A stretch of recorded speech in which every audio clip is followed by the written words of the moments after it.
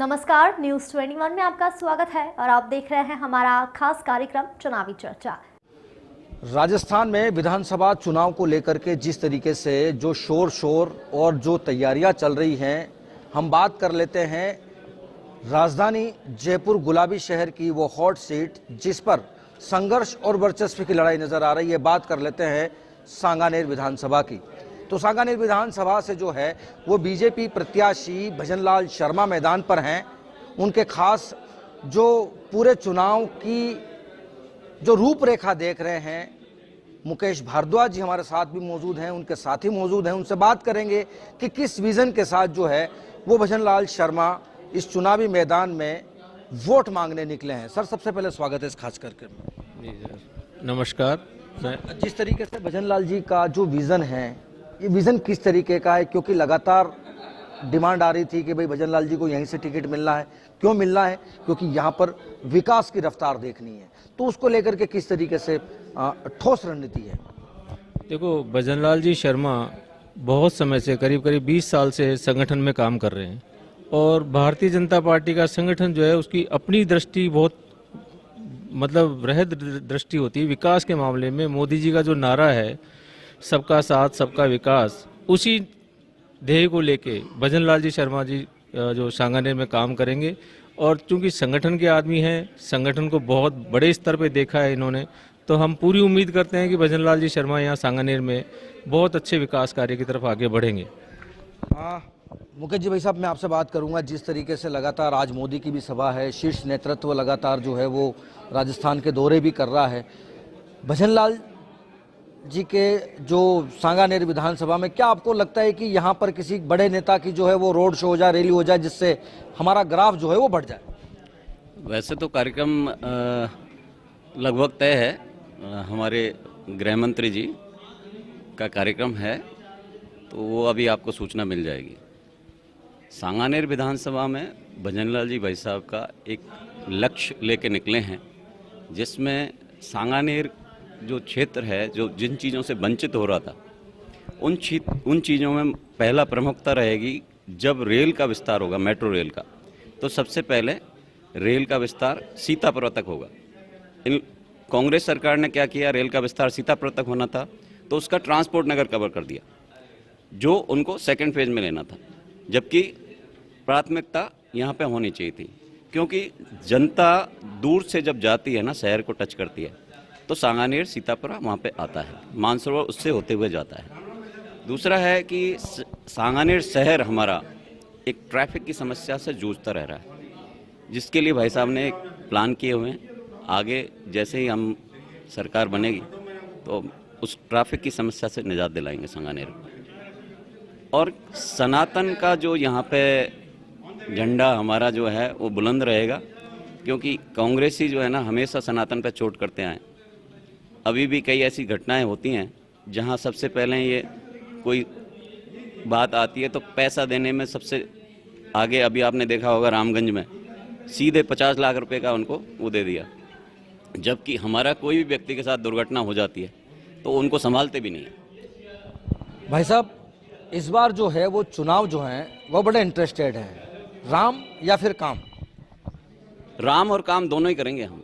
राम हमारे लिए शीर्ष पे हैं, तो भगवान राम की कृपा हमारे ऊपर है और उनके लिए आज मंदिर बन चुका है, उसका उद्घाटन रहेगा, प्रधानमंत्री जी वहाँ रहेंगे। और काम हमारा काम तो हमें करना ही है। विकास के बगैर देखो कोई भी वो हो प्रत्याशी या सरकार है वो चल नहीं सकते, काम बोलेगा भारतीय जनता पार्टी का ये भारतीय जनता पार्टी। भाई साहब, जिस तरीके से कांग्रेस लगातार ये आरोप लगा रही है कि बीजेपी के पास कोई मुद्दे नहीं है, नंबर 1, उनके पास भी मैं पहुंच रहा हूं। आखिरी सवाल आपसे करूंगा। कांग्रेस बार बार टारगेट कर रही है बीजेपी को और बीजेपी कैंडिडेट को कि बीजेपी के पास कोई मुद्दा नहीं है, लेकिन अशोक गहलोत के पास मुद्दा है, काम है। काउंटर अटैक कैसे हो? देखिए, अभी तक जितनी भी योजनाएं हुई, जैसे कि एक पार्क बना, सेंट्रल पार्क मानसरोवर में, वो किसके बजट से बनता है आप बताइए? या तो सांसद के बजट से बनेगा या फिर विधायक के बजट से बनेगा। जो प्रत्याशी यहाँ पे है कांग्रेस के, वो सब न्यूज़ और उसमें विज्ञापन में अपना अपना वो काम का श्रेय लेने की होड़ मचा रहे हैं। उनका कितना बजट जा सकता है, आप कैसे बजट ले सकते हैं, आप मुझे बताइए। तो काम पहले भी हुआ है और काम आगे भी होगा। बिल्कुल, हमारे साथ और भी प्रत्याशी जुड़े हुए हैं, उनसे हम बात करेंगे। सर, सबसे पहले मेरा सवाल ये रहेगा आपसे कि कल गहलोत सभा के दौरान ये कहा कि भैरू सिंह शेखावत की स्मारक के लिए बीजेपी की सरकार ने जमीन नहीं दी, लेकिन जब कांग्रेस की सरकार आई राजस्थान में तब उन्होंने भैरू सिंह शेखावत के स्मारक के लिए जो है वो जमीन आवंटित की, यानी कि बीजेपी के लिए भैरू सिंह शेखावत भी जीरो थे। ऐसा नहीं है कि भैरू सिंह जी शेखावत जनसंघ के समय से ही और भारतीय जनता पार्टी के समय से ही हमारे आदर्श रहे हैं, और आज राजस्थान में जो कुछ भी भारतीय जनता पार्टी का दिखता है हमको अस्तित्व, उसके पीछे की मूल जो है वो भैरू सिंह जी शेखावत है। अब इस तरह से झूठी बातें करके बरगलाने से कोई काम नहीं चलता है।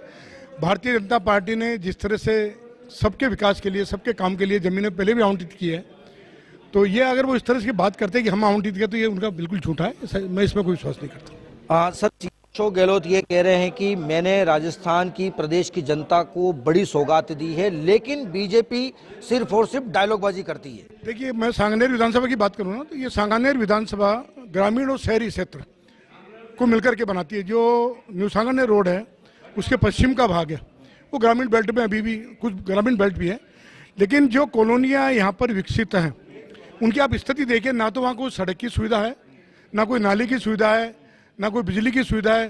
तो हम उनसे ये पूछना चाहते हैं कि 5 वर्षों में अगर वो विकास की बात करते हैं तो कहाँ विकास है उनका, क्या विकास है? ये खोखला विकास है क्या? दूसरा, अतिक्रमण की हम बात करें, हम सबको महसूस होगा कि जिस तरह से सांगानेर में आपका मध्यम मार्ग पे यहाँ पर जो अतिक्रमण की एक बाढ़ सी आई हुई है, ये कौन लोग कर रहे हैं?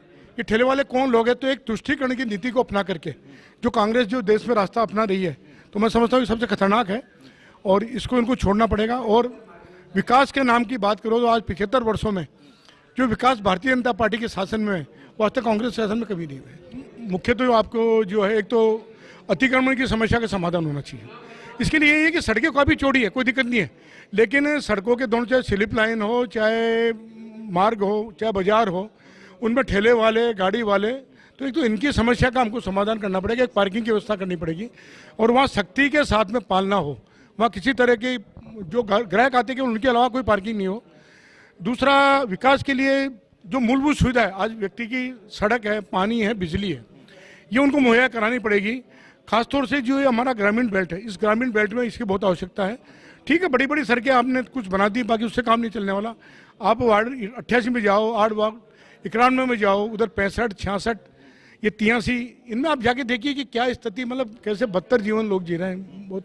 तो इनका करेंगे समाधान, आने पर इसकी समस्या का समाधान होगा सब। बिल्कुल, मैं मुकेश जी के पास वापस लौट रहा हूँ। मुकेश जी, मैं आखिरी सवाल करूँगा आपसे कि जिस तरीके से कांग्रेस ये कह रही है कि हमने विकास की गंगा बहाई, लेकिन तस्वीरें धरातल पर कुछ और नजर आ रही है, क्योंकि मैंने भी सांगानेर का लगभग जो है वो 25 से 30 किलोमीटर का एरिया में घूम चुका हूँ। सड़कें बुरी हालत में हैं, कचरा स्थिति आप चारों तरफ आपको गंदगी नजर आएगी। तो इस तरीके से क्या कांग्रेस झूठ बोल रही है या फिर वो कांग्रेस सिर्फ आरोप थोपना चाहती है? आप स्वयं जब बता रहे हैं कि आप पूरे क्षेत्र में घूम रहे हैं, तो आपने देखा होगा कि एक पृथ्वीराज नगर हमारे यहाँ का एक बहुत बड़ा हिस्सा है सांगानेर विधानसभा का। उसमें जेडीए ने अप्रूवल में खूब पैसा ले लिया, सब कॉलोनियों का नियमन हुआ है, पैसा मिला है, लेकिन आज तक ना तो रोड जो है ना कॉलोनियों तक पहुँचे हैं और ना ही पानी की समस्या का समाधान हुआ है। तो इससे अभी भी वंचित हैं लोग। तो इसका निराकरण जैसे ही सरकार बनेगी हम तुरंत कराएंगे। भाई साहब, धीरे धीरे जो है भजन लाल जी की लोकप्रियता सांगानेर में बढ़ती जा रही है, तो इसका क्या तिलिस्मी आपने घुमाया है या क्या, किस तरीके का? क्या सिर्फ राम के नाम से इनकी पॉपुलैरिटी बढ़ रही है या फिर इन्होंने यहाँ पर काम किए हैं धरातल? आप स्वयं देख रहे हैं भजन लाल जी भाई साहब यहाँ जवार सर्किल के पास रहते हैं और 20 साल से वो यहाँ निवास कर रहे हैं लगभग। संगठन में 15 साल से आपने देखा है कि महामंत्री भी रहे हुए हैं, रेगुलर महामंत्री रहे हैं, उपाध्यक्ष रहे हुए हैं, तो संगठन का काम पूरा देखा हुआ है। भाई साहब को संगठन में हमारे जितने भी लोग हैं संगठन में काम करने वाले, उनसे तालमेल अच्छे से आता है। सबका तालमेल बिठा के वो काम कर रहे हैं और लोगों के बीच जा रहे हैं, जन जन तक पहुंच रहे हैं। तो इसलिए लोगों की भावना है भाजपा के साथ में।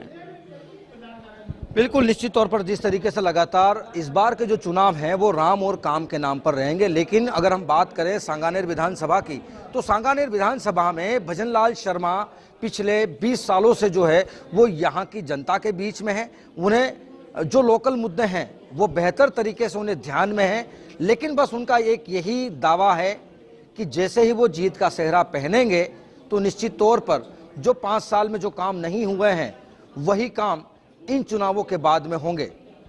कैमरा पर्सन मुकेश के साथ सुरेंद्र सोनी, न्यूज़ 21 जयपुर।